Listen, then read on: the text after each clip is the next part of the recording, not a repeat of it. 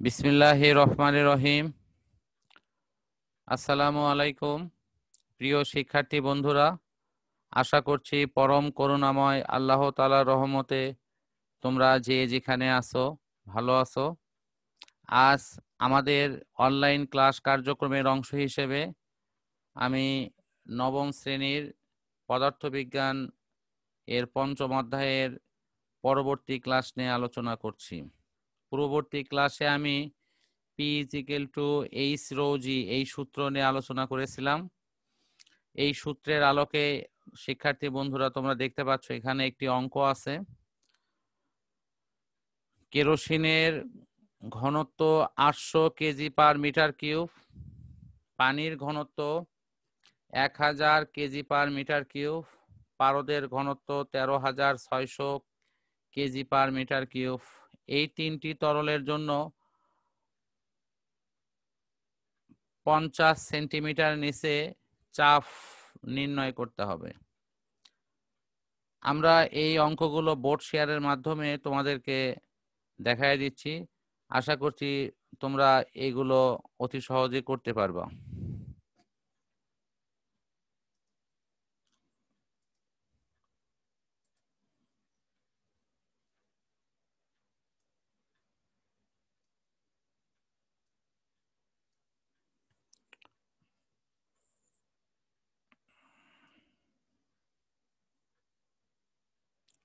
আমরা এখানে দেখতে পাচ্ছি কেরোসিনের জন্য চাপ নির্ণয় করা। চাপের সূত্র P=H ρg। কেরোসিনের জন্য এই জন্য আমি এখানে কে অক্ষর ব্যবহার করছি। এখানে উচ্চতা আছে 50 সেন্টিমিটার।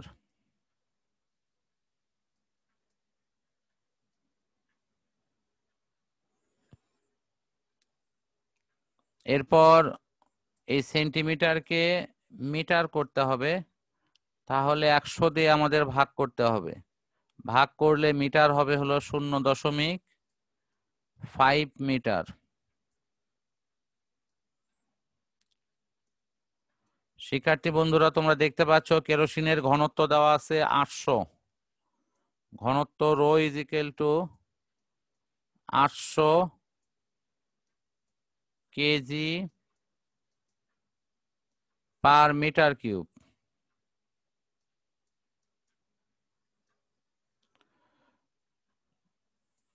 অভিকর্ষ ত্বরণ জি এর মান আছে 9.8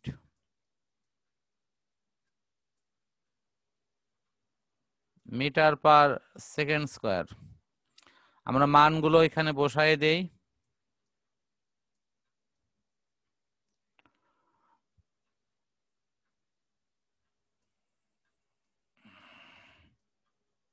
.5 ইন্টু 800 ইন্টু 9.8। এর ফলাফল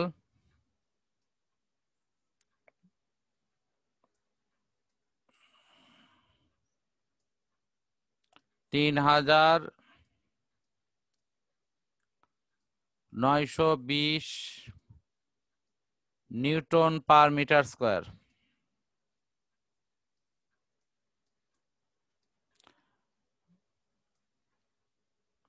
আমরা এভাবে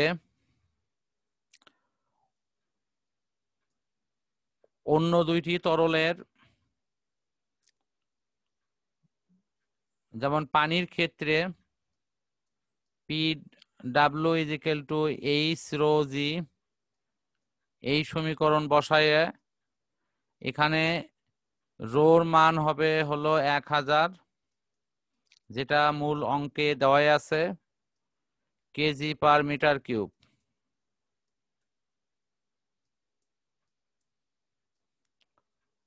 অভিকর্ষ ত্বরণের মান একই হবে, সেক্ষেত্রে আমাদের মান আসবে 0.5 ইন্টু 1000 ইন্টু 9.8।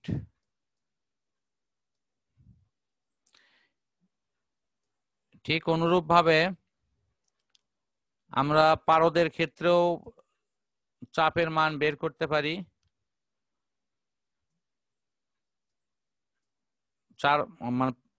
এখানে পারদের ইংরেজি লেখা হয় মার্কারি, তার প্রথম অক্ষর এম ব্যবহার করেছি, PM is equal to H rho G.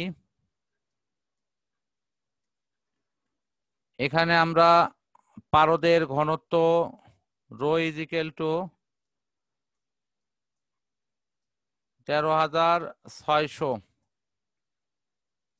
KG per metre cube.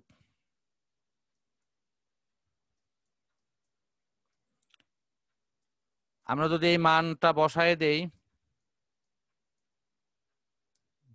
তাহলে ক্যালকুলেটরে অনায়াসে আমাদের রেজাল্ট চলে আসবে।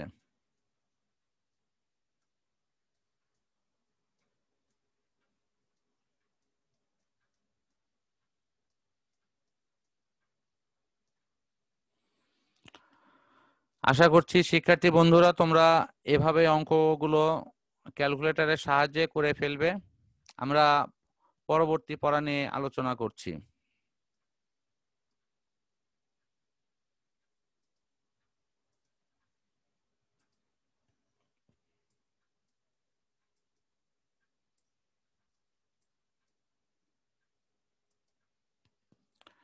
এর পরের অংশ আছে আর্কিমিডিসের সূত্র এবং প্লবতা।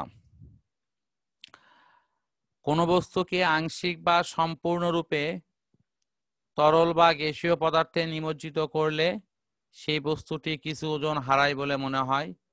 এই আপাত হারানো ওজন বস্তু কর্তৃক অপসারিত তরলের ওজনের সমান। এই সূত্রটি প্রদান করেন বিজ্ঞানী আর্কিমিডিস। তার নাম অনুসারে এটি আর্কিমিডিসের সূত্র নামে পরিচিত। তিনি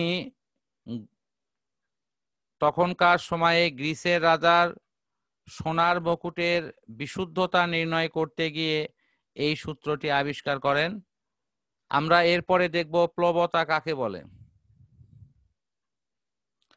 কোন বস্তুকে তরল বা গ্যাসীয় পদার্থে নিমজ্জিত করলে বস্তুটি ওজনের বিপরীতে একটি ঊর্ধ্বমুখী বল লাভ করে, আর এই ঊর্ধ্বমুখী বলকে বলা হয় প্লবতা।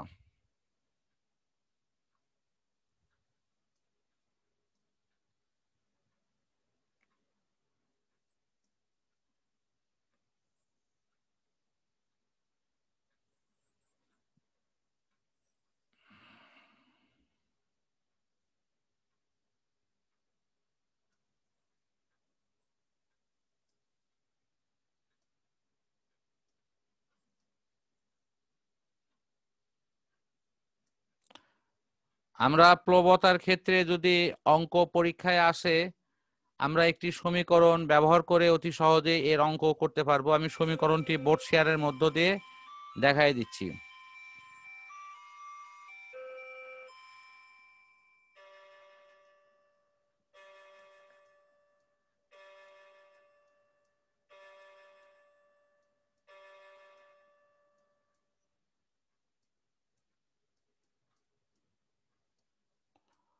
প্লবতা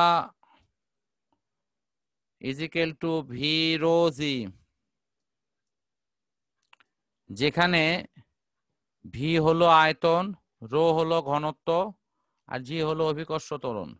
আমরা এই সমীকরণ ব্যবহার করে প্লবতার যে কোনো অঙ্কের সমাধান ইনশাল্লাহ করতে পারবো।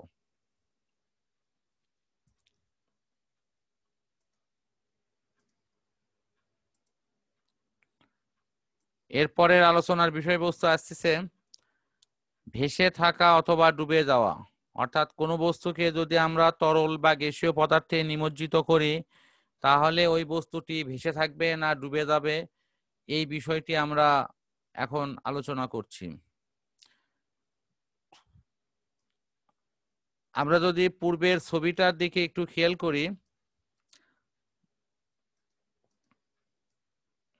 তাহলে আমরা একটা বিষয় পরিষ্কার বুঝতে পারবো যে কোনো বস্তুকে যখন তরলে নিমজ্জিত করা হচ্ছে, যদি বস্তুটির ওজন প্লবতার চাইতে বেশি হয় তাহলে বস্তুটি ডুবে যাবে। বস্তুর ওজন যদি প্লবতার সমান হয় তাহলে বস্তুটি ডুবে ভাসবে, আর যদি বস্তুর ওজন প্লবতার চেয়ে কম হয় তাহলে বস্তুটি আংশিকভাবে নিমজ্জিত অবস্থায় ভেসে থাকবে। সুতরাং আমরা এই নীতি ব্যবহার করে নৌকা এবং জাহাজ তৈরি করে থাকি।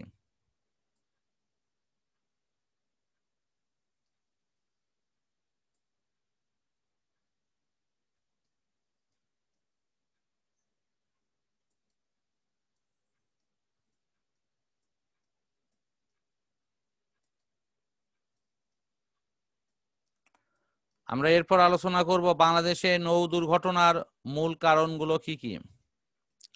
আমাদের দেশে যে নৌকাগুলো তৈরি করা হয়, জাহাজ তৈরি করা হয়, লঞ্চ তৈরি করা হয়, এগুলো যথাযথ প্রক্রিয়ায় অনেকগুলো নিরাপত্তার যে সূচক আছে সেগুলোকে অনুসরণ করে তৈরি করা হয় না, ফলে এটি সহজেই দুর্ঘটনায় পতিত হয় এবং অনেক মানুষের প্রাণহানি ঘটে। অনেক সময় দেখা যায় যে মাঝপথে দুর্যোগপূর্ণ আবহাওয়া, অন্য কোনো জাহাজের সাথে সংঘর্ষ, চালকের ত্রুটিপূর্ণ চালনা, নকশার ত্রুটি, ধারণ ক্ষমতার চাইতে বেশি যাত্রী উত্তোলন, এগুলো অনেক কিছুই এই নৌ দুর্ঘটনার জন্য দায়ী হয়ে থাকে। আমরা এই কারণগুলোকে যদি এড়াইতে সক্ষম হই তাহলে আমাদের অবশ্যই নৌ দুর্ঘটনার পরিমাণটা অনেক কমাতে আমরা সক্ষম হব এবং আমাদের সে ব্যাপারে অবশ্যই অনেক বেশি তৎপর হওয়া উচিত।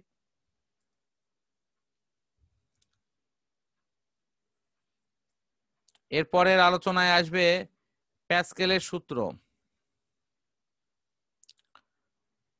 বিজ্ঞানী প্যাসকেল তরল বা গ্যাসীয় পদার্থকে আবদ্ধ অবস্থায় রেখে তার উপর চাপ প্রয়োগ করার পর তিনি এই সূত্রটি প্রদান করেন। কোনো আবদ্ধ পাত্রে তরল বা গ্যাসীয় পদার্থ রাখলে যদি বাহির থেকে চাপ প্রয়োগ করা হয় তাহলে সেই চাপ কিছুমাত্র না কমে সব দিকে সমানভাবে সঞ্চালিত হয় এবং পাত্রের দেয়ালের গায়ে লম্বভাবে ক্রিয়া করে। আমি একটি চিত্রের মধ্য দিয়ে এই সূত্রটি ব্যাখ্যা করছি।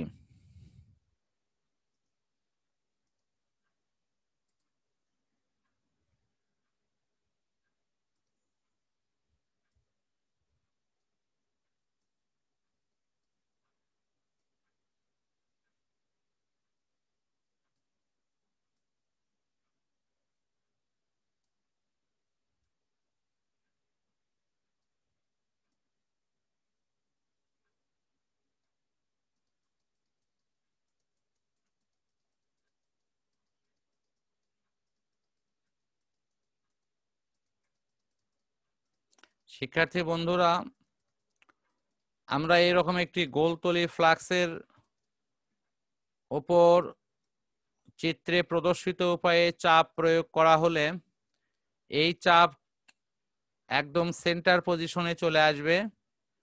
সেখান থেকে চাপ সব দিকে সমানভাবে সঞ্চালিত হবে এবং এই পাত্রের দেয়ালের গায়ে এটি লম্বভাবে ক্রিয়া করবে।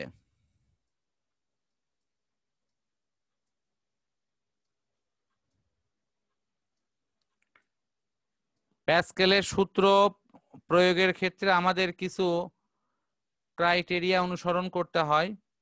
এগুলো হলো, এটি আবদ্ধ পাত্র হতে হবে। তরল বা গ্যাসীয় পদার্থের ক্ষেত্রেই এই সূত্রটি প্রয়োগ করা সম্ভব। এই সূত্রের উল্লেখযোগ্য দিকগুলো হলো যে আবদ্ধ পাত্রে যদি আমরা চাপ প্রয়োগ করি তাহলে এটি কিছুই কমবে না, না কমে সব দিকে সমানভাবে সঞ্চালিত হবে এবং পাত্রের দেয়ালের গায়ে এটি লম্বভাবে বা খাড়াভাবে ক্রিয়া করবে। আমি এর মধ্য দিয়ে আজকের পড়া শেষ করছি। পরবর্তী অংশ নিয়ে ইনশাআল্লাহ পরবর্তী ক্লাসে আলোচনা করব। সবার সুস্থতা কামনা করে আজকের ক্লাস শেষ করছি। আসসালামু আলাইকুম।